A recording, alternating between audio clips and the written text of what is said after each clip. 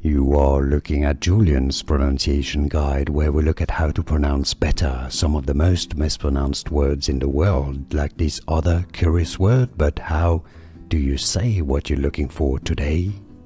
We are looking at how to pronounce these words and more confusing vocabulary and terms too many people get confused by, so stay tuned to learn more pronunciation. Rage. Rage. Yeah, it's easy. It's not rage. That would be more French, but no, it's not said like this. Both British and American English pronunciations are similar here. Rage. And now you know. More videos for you here to learn more correct pronunciations. Thanks for watching.